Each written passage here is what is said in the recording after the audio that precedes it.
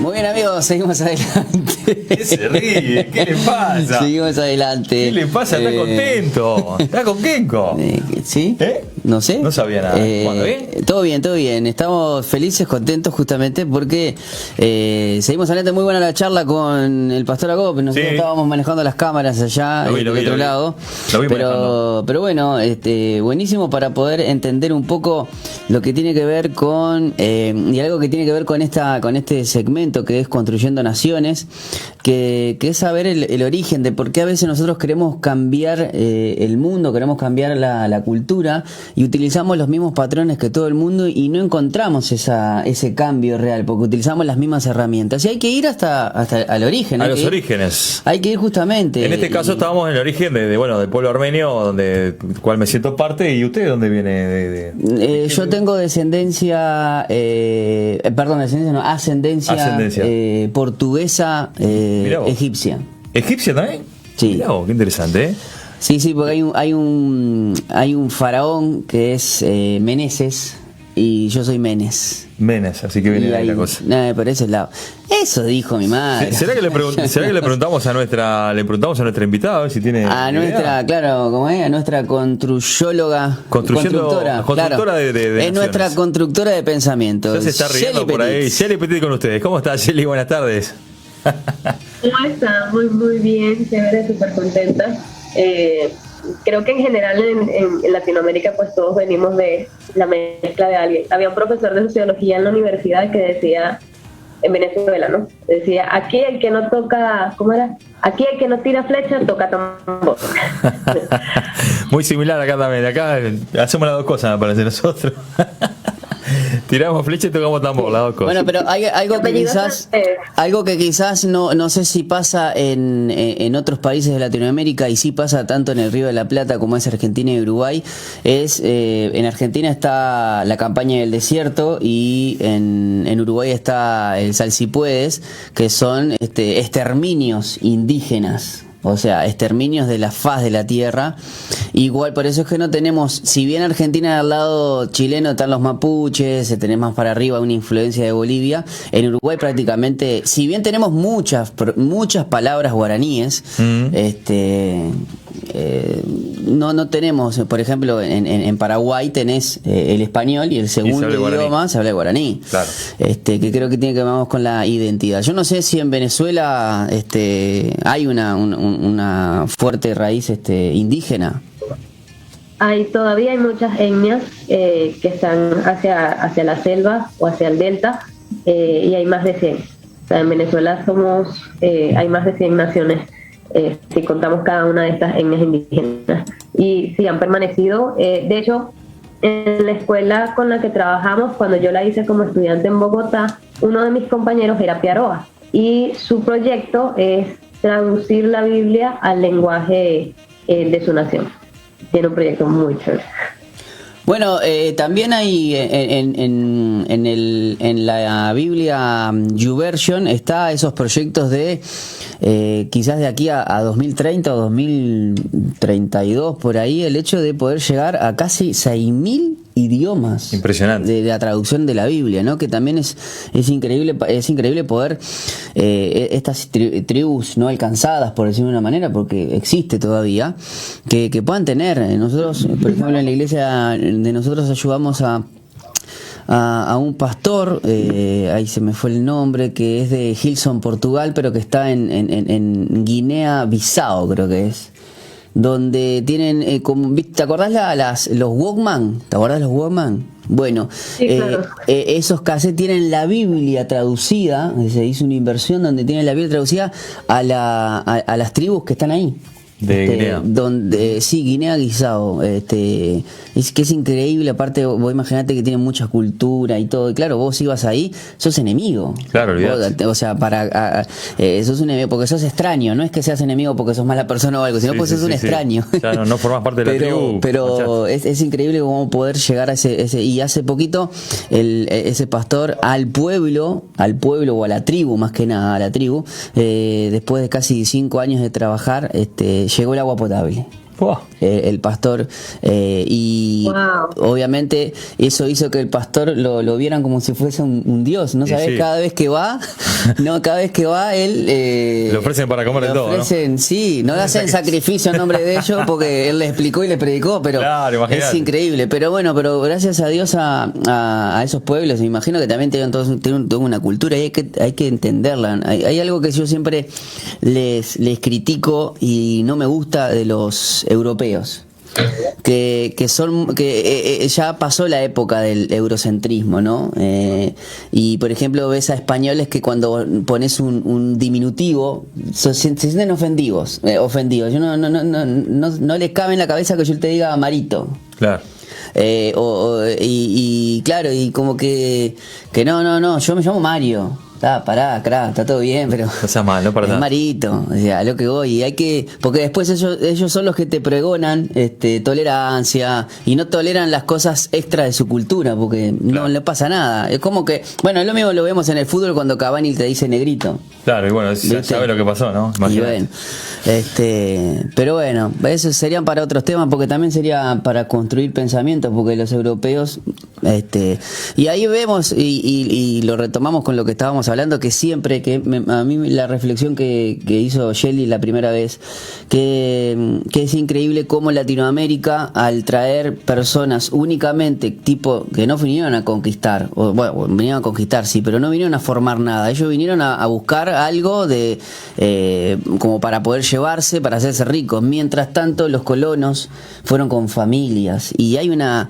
gran defensa del lado del norte, por decir de una manera, de la familia. Y acá en Latinoamérica como que cuesta. Los más acérrimos enemigos no están afuera, sino somos los mismos cristianos, los mismos hermanos, que criticamos a los cristianos que están en política, que criticamos a aquel que se expone, no debería decir así, pero debería, pero y si no lo hiciste vos, claro, le estás diciendo a la otra persona cómo lo tiene que hacer. Deja que los demás lo hagan. Bueno, Shelly, después de todo esto te dejo paso, porque me encanta aprender un poco más de todo esto que es construir naciones, construir pensamientos, porque para construir una nación necesitamos aprender a construir pensamientos, y eso es lo que queremos hacer cada viernes, Dios mediante. Amén.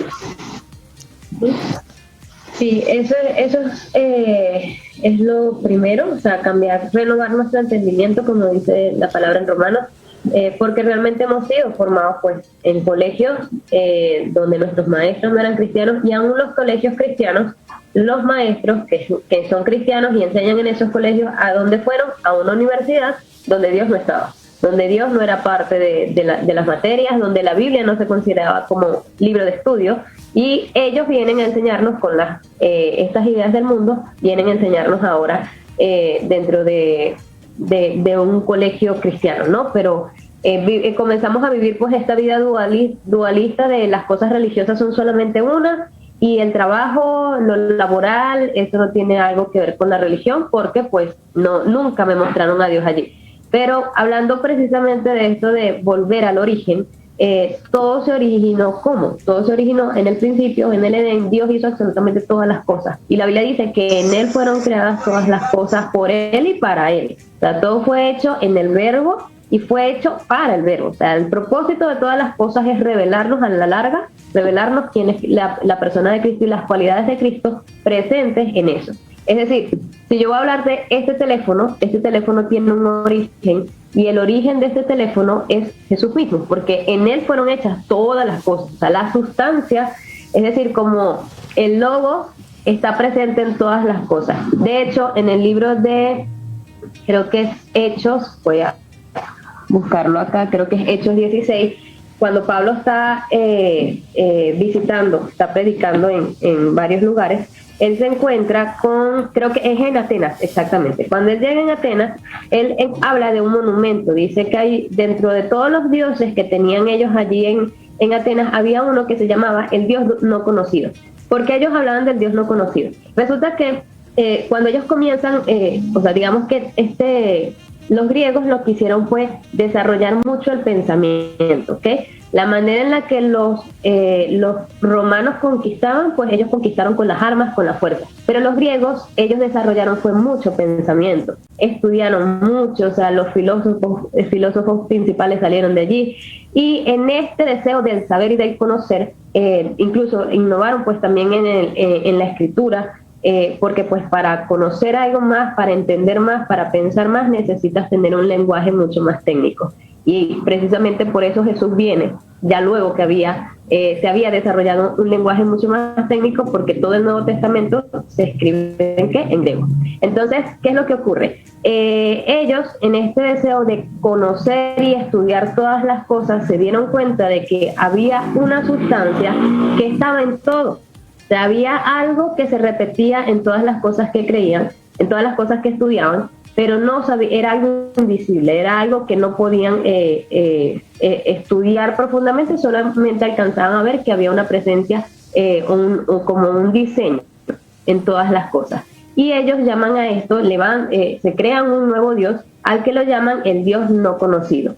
El resto de los dioses pues tenían forma, tenían cuerpo, tenían alguna historia de cómo se formaron, y todo esto parte de la mitología griega, pero había un Dios que ellos no conocían y que no sabían, pero sabían que existía, ¿ok? Decían, bueno, al Dios no conocido. Creo que es en Hechos, lo busco rápidamente acá. Y entonces cuando Pablo llega, aquí es donde vemos la providencia, ¿ok? La providencia divina, porque ellos, no sé hace en qué momento, antes de Cristo, levantaron ese monumento, y pues luego cuando viene Pablo a visitar las naciones, a predicar el evangelio a estos nuevos lugares, aquí está, el 17.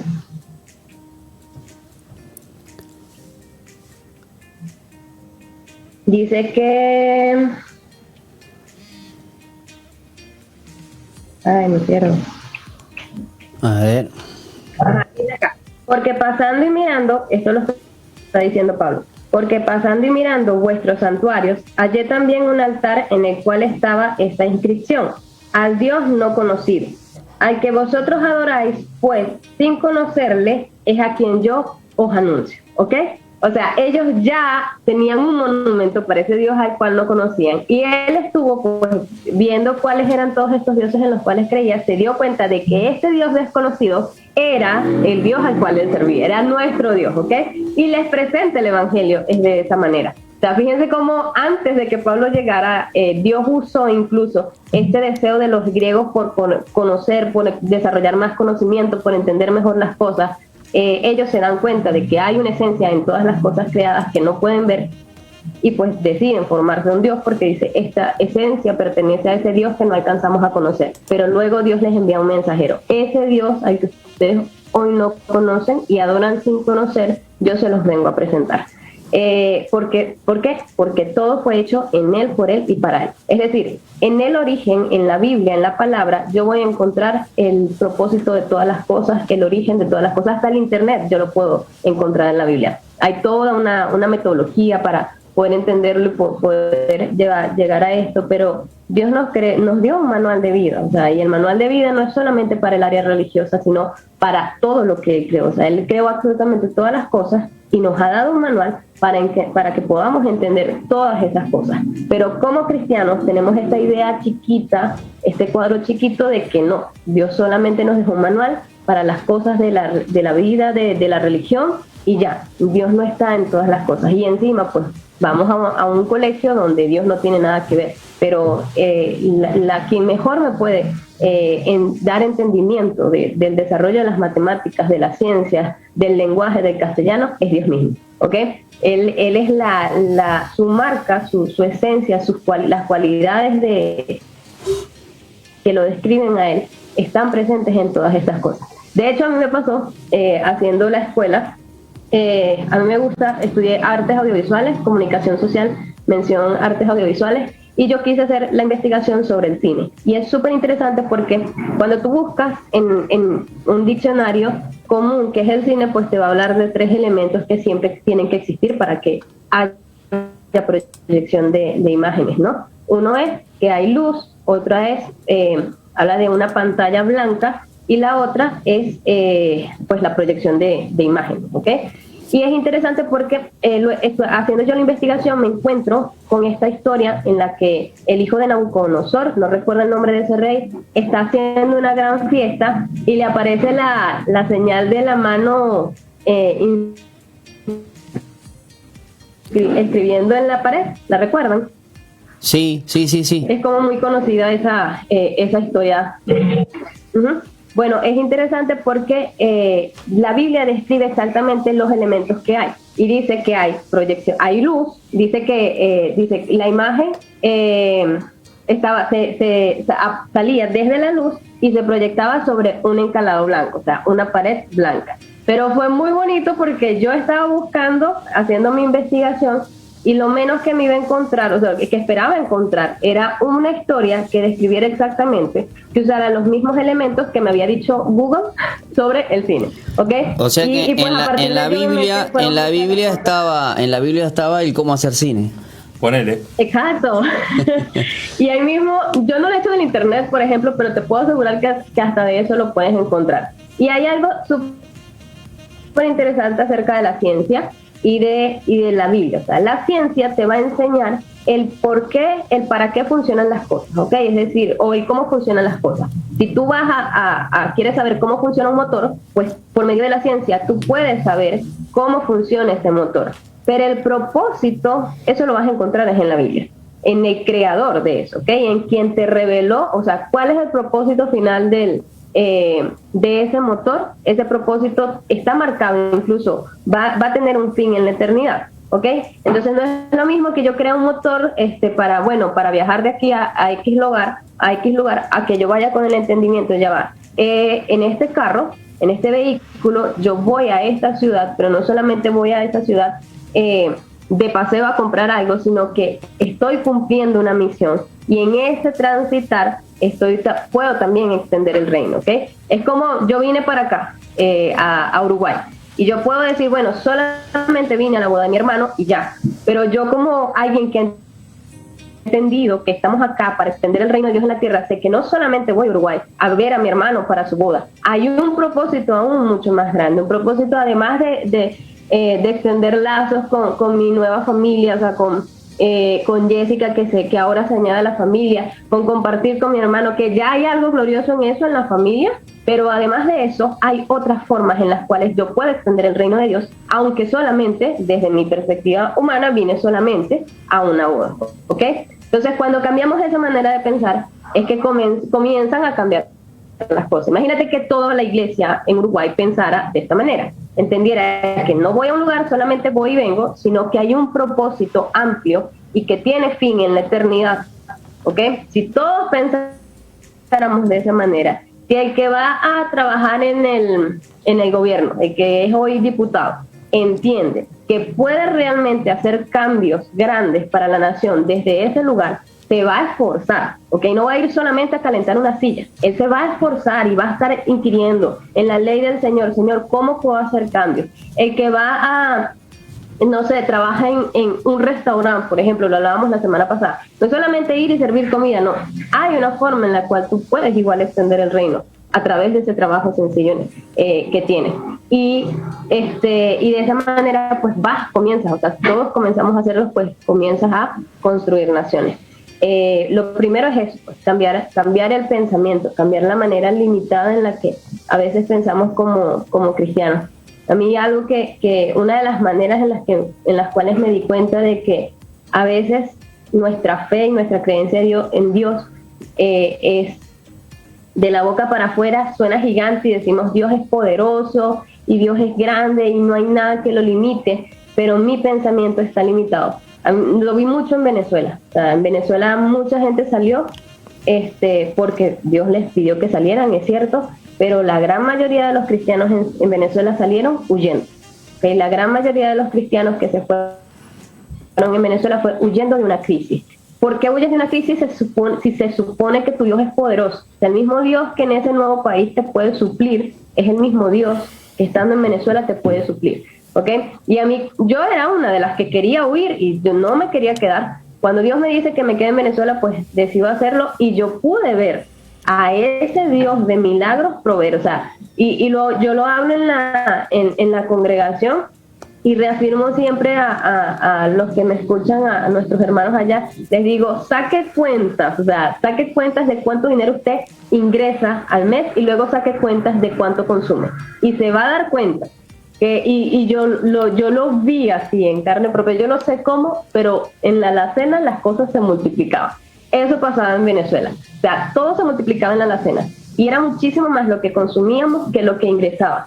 ¿Por qué? Porque estaba ocurriendo, o sea, y el Señor me lo dijo, tal cual como Jesús multiplicó los panes y los peces, así mismo estaba multiplicando la comida en mi casa. Cuando no había acceso a trabajo, cuando trabajamos y aún así el dinero no alcanzaba para nada, yo vi esos milagros. ¿Pero por qué? Porque mi pensamiento cambió y me di cuenta de que no podía seguir limitando, viviendo de la boca para afuera. Dios es grande, pero en mi pensamiento Dios es chiquito y yo necesito cambiarme de país para que las cosas vayan bien. No necesito cambiarme de país para que las cosas vayan bien. Yo necesito estar en el lugar donde Dios quiere que esté. Entonces, si todos entendiéramos eso, la iglesia, ¿no? Si la iglesia entendiera eso, en el lugar donde Dios la ha puesto y le ha llamado a hacer luz, pues las naciones ya estarían hoy siendo discipuladas, como dice el mandato, ¿okay? La gran comisión no es ir y hacer discípulos a algunas personas dentro de la nación. La gran comisión es ir y hacer discípulos a las naciones,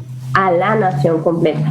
¿Y cómo se hace? No es que toda la nación confiese el nombre de Cristo, es que los que confiesan el nombre de Cristo puedan establecer el reino en el lugar donde Dios los ha colocado. Sí, a veces... Pero necesitamos nuestro entendimiento. No, lo que quería decir que a veces, un poco como decía vos, lo más difícil es eso, ¿no? Hacer una congruencia entre lo que decimos, lo que pensamos y lo que hacemos, ¿no? Muchas veces, como bien decía vos, hablamos una cosa y a la hora de la verdad, como decimos por acá, hablamos de todo menos lo que tenemos que hablar o pensamos diferente. No, y además no entendemos eso, porque no entendemos eso de ser conscientes de porque a veces hasta tenemos como un latiguillo o como una muletilla, el hecho de que, bueno, Dios tiene un propósito. Uh-huh. Y lo dejamos como que es una frase motivadora nomás. Y yo creo que no se ahonda. Yo creo que creo que para mí, yo muchas veces, incluso hasta cuando hay tragedias y todo, yo me he limitado a esperar si en verdad tengo que decir eso. Porque yo necesito tener esa certeza, porque uno tiene que ver. Es como bueno, cuando fallece alguien y vos venís, bueno, lo siento mucho, y capaz que, yo qué sé, si no lo conocés, como que está bien, como que son frases, y lo decimos eso de que Dios tiene un propósito, y lo decimos tantas veces, como que a veces no se ha perdido esa importancia de decirlo. Porque no sabemos cuál es. Claro, sí, bueno, hermano, Dios tiene un propósito.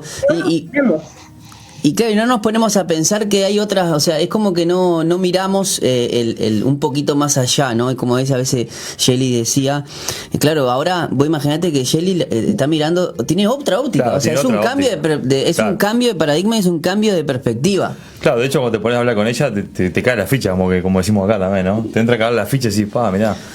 Claro, ojo, con esto no estoy diciendo que no dejen de decir Dios tiene un propósito. No, el tema es que sepas que las palabras que estás diciendo. Estamos haciendo una reflexión acá. Eso es importante. Yo sé que Dios tiene un propósito con Mario. Aunque no parezca. A lo que voy es que tenemos que. Pero es un buen ejercicio para mí. Claro. Y para todos, es que cuando te digan eso, vos empieces a mirar, a ver cuál es el propósito en serio. ¿Por qué elegiste la carrera que elegiste? ¿Por qué te juntás con las personas que te juntás? ¿Por qué hablas más de algunas cosas y no hablas de otras? Y ahí vas a empezar como que... Y ahí vas a empezar a ver la mano de Dios. Claro. Yo igual, a ver si Shelly está de acuerdo. No. Creo que también tiene que ver un poco por ahí con la madurez y el grado de lo espiritual que uno también esté, porque yo creo que vos vas a empezar a ver con otros ojos en la medida de que estés más cerca de Dios también, ¿no? Sí, totalmente. Y también cerca de Dios y de sus palabras. Claro. Porque a veces podemos estar cerca de Dios, pero con nuestra estructura. Y sin estar dispuesto a cambiar nuestro pensamiento. Es decir, yo puedo escuchar que alguien me dice, tú tienes un propósito, y yo voy delante de Dios, sí, Señor, yo tengo un propósito, pero no busco no entiendo, no sé qué es un propósito, no sé cuáles son mis dones, no sé cuáles son mis talentos, no encuentro la diferencia entre un don y un talento. Entonces, claro, si tienes mucho desconocimiento de las escrituras, incluso del plan de salvación completo, nosotros predicamos el evangelio muchas veces con una cita, ¿ok? Y creemos que Juan 3:16 es todo el evangelio. El evangelio es desde Génesis hasta que Jesús asciende a los cielos, porque desde Génesis es en Génesis donde entra el pecado al mundo, y por eso necesitábamos un plan de salvación. Y además desde Génesis ya está puesto el plan de salvación, no está en el Nuevo Testamento. En el Nuevo Testamento se ve activado, por decirlo de una manera. Materializado ahí va. En Jesucristo. Le llevó bastante tiempo, ¿no? Que bueno, igual para Dios un día son como 1000 años y 1000 años son como un día, o sea, pero a lo que ve fue un chiste, o sea. Para nosotros. Claro, Dios agarró, pestañó y ya pasaron, o sea, a lo que voy es que es increíble cómo Dios en el mismo momento que Adán y la naturaleza humana cae, ya trajo consigo su plan. No es que nosotros nos tenemos que quemar mucho, ¿no? Claro. Sí, y sabes que hay algo interesante que acabo de recordar con eso de las consecuencias del pecado, y es que en la última escuela, esto es como un paréntesis, ¿ok? Como para ver cómo cambian las cosas. Muchas veces consideramos que nosotros seguimos viviendo las consecuencias del pecado, ¿ok? Y se nos olvida que Jesús vino a restaurar todas las cosas. Entonces la consecuencia del pecado para Adán fue que con el sudor de su frente él iba a llevar el pan acá, ¿no? Entonces estábamos un día en esto de la investigación, cada uno de los estudiantes estaba eligiendo un conocimiento y pues estaba encontrando en la Biblia el origen de ese conocimiento, el propósito y cómo funcionar, o sea, cómo poner eso en la práctica hoy, ¿no? Entonces, no recuerdo, creo que alguien estaba reinvestigando la palabra trabajo y alguien dice, bueno, pero si Jesús vino a restaurar todas las cosas y la consecuencia del pecado cambia, entonces esa cita de que con el sudor de tu frente vas a llevar o sea, ese pecado, esa consecuencia que cayó sobre Adán sigue siendo hoy. Y yo le digo, no sigue siendo igual, porque yo conozco a más de una persona que lleva sustento a su casa trabajando en una oficina con aire acondicionado, sentado frente al computador. O sea, no estamos ya bajo el peso del pecado. ¿Por qué? Porque el plan se escribió, se dijo en el Génesis, y fue tomando forma hasta llegar al cumplimiento en Jesús, ¿ok? Si nosotros vemos lo que ocurrió, cómo el pecado aumentaba, el poder del pecado aumentaba desde Génesis hasta que Jesús vino, iba en aumento. O sea, cada vez había mayor pecado, cada vez había más guerra, cada vez había más violación a los derechos del hombre. Pero desde que Jesús viene hasta hoy, ha sido al revés. Es decir, el poder del pecado fue en aumento. Vino Jesús, murió, resucitó, restauró todas las cosas, llevó consigo todo el pecado del mundo, cayó sobre él, las consecuencias. Y desde que él vino hasta hoy, el poder del pecado ha ido aumentando, ¿ok? Hay mayor pecado en el mundo, ¿por qué? Porque hay más habitantes. Pero el poder del pecado se ha ido debilitando. Y yo lo veo cuando yo estudio las naciones en el pasado, ¿ok? Hoy, por ejemplo, hablamos de aborto. Pero ¿qué hacían los romanos y los griegos? Cuando el niño nacía, si el niño no cumplía con un peso y una estatura, lo tiraban por un río. ¿Okay? En Esparta, por ejemplo. En Esparta. Increíble. Uh-huh. Entonces, fíjate que hoy se habla de aborto, pero en aquel momento era más cruel. La manera en la que era más cruel, exacto, era más cruel porque si hoy tu conciencia tiene que estar cauterizada para llevar a un niño en el vientre y estar dispuesto a que muera, o sea, ¿cuánto más para verlo y lanzarlo? ¿Ok? O sea, el nivel de maldad que había era impresionante, o sea, y hoy no tenemos en nuestras naciones hoy no hay esa cantidad de maldad. ¿Por qué? No, porque a su vez también se considera muy hasta violento, mucho más esos estados, por ejemplo en Estados Unidos, que tienen el aborto hasta los 9 meses. O sea, en el momento que nace, vos nacés si lo querés matar o lo querés que nazca vivo. Exacto. O sea, obviamente hoy sigue habiendo maldad, pero mi punto es que desde que Jesús vino hasta hoy, el poder del pecado ha ido disminuyendo. ¿Ok? ¿Por qué? Porque el evangelio se está predicando. Porque aunque como iglesia no hemos sido los más expertos, hemos producido cambios. El evangelio ha producido cambios. ¿Ok? Ahí va, salud, justamente se atoró Shelly. Vamos a ver, ahí estamos acá y en ese momento. No, hablando de producir cambios, hay ciudades, yo no sé si usted conoce el caso de Almolonga. No lo tengo presente. Es un caso de Centroamérica, muy conocido en los años 90, donde habían como 40 cárceles y alguien llevó el evangelio ahí. Y fue tanto como es lo bien recibido el evangelio, que esas cárceles y esos bares se empezaron a convertir, los dueños de los bares ponían iglesias y además de no solamente poner iglesias, sino que hasta el comisario tuvo que cerrar todas las cárceles, y además de cerrar todas las cárceles había unos cultivos, e incluso creo que en algún momento, Shelly, si tenés cerca al apóstol, preguntale del caso de Almolonga, de unas calabazas, pero así enormes, de frutos, porque hasta la tierra fue sana. Por el pecado, ¿no? No, por el pecado. Se sanó el pecado. Ahí va. Sí. Se sanó del pecado. Ahí va.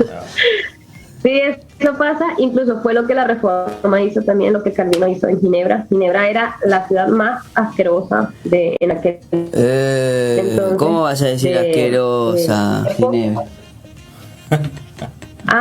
Bueno, no sé, como la más sucia, la más contaminada. Está bien. No le hagas caso, Shelly, te estás jorobando. No le hagas caso. No, es que hay lugares donde la palabra asqueroso se usa al revés, como alguien que le da asco las cosas y que es muy pulcro. Entonces yo me enredé por eso. No, está bien. Era la más sucia y la más contaminada. ¿Okay? Eso. Y el evangelio se predicó y pues las vidas fueron transformadas y ellos cambiaron su modelo, su forma de vivir. ¿Okay? Ellos antes, incluso los residuos del baño los lanzaban a las calles. Todo eso cambió, y incluso Calvino levantó escuelas, colegios, y hubo desarrollo científico, desarrollo educativo, todo cambió.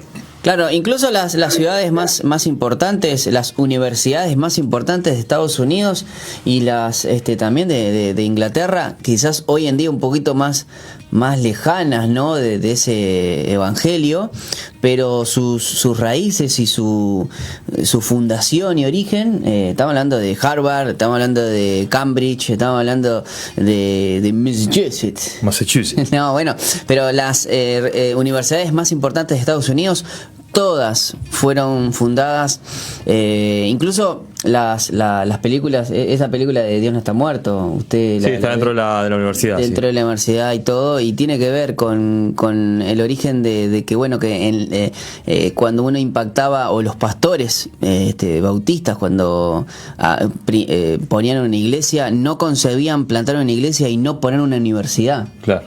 Sabiendo que justamente había que impactar la sociedad o el pueblo. Shelly, la verdad que como siempre media hora nos queda corto, ¿eh? Sí, la verdad que sí. Tenemos muchísimas cosas para seguir construyendo el pensamiento y construyendo naciones, que desde aquí, humildemente, ¿no? Hacerlo reflexionar. Pero bueno, podemos hacer esa arenita en medio del océano, ¿no? Sí, sería bueno. Esa gota, perdón, arena. Sí, no sé para qué. Se va a mojar. Que la gente siga. Sí, estoy seguro de que solo cambiar una idea. Ya. Muy bien. Shelly, muchas gracias, de verdad. Nosotros nos tenemos que ir, se nos fue el tiempo. Me imagino que está disfrutando allá por Rivera. ¿Ha podido tomar un poquito de sol? El calorcito ahora es más parecido a venezolano, ¿no? ¿O no? Sí. Sí, exacto. Bueno, Shelly, de verdad que muchas gracias por tu tiempo, muy valioso y muy enriquecedor todo esto que hemos compartido en el día de hoy. Nos veremos en la próxima, si Dios quiere. Un beso grande. Gracias, que estén muy bien. Dios les bendiga. Igualmente, Dios te bendiga, Shelly. Nosotros vamos a la pausa, se nos está yendo un poquito la hora en este... Bueno, ya no, nos vamos pausa, ya al contenido de Vite. Sí, nos vamos al contenido de Vite. La canción del día y agradecido. Me encanta cuando me palmeas la espalda. Agradecido por los viernes que agradecido a Dios. Que estamos... Por la vida de Colocho, ¿no? Que también... Bueno. Un saludo grande para todos. Nos reencontramos el próximo lunes. Que tengan un buen fin de semana. ¿Viene el lunes usted? De hecho, sí, claro, viene. ¿Usted viene? Pregúntame a mí. ¿Viene el lunes? No creo. No creo. Chao, familia. Sigan en la sintonía de la 91.5. Ahí vamos hoy arriba Uruguay. Vamos a Uruguay, Dios les bendiga. Buen fin de. Chao.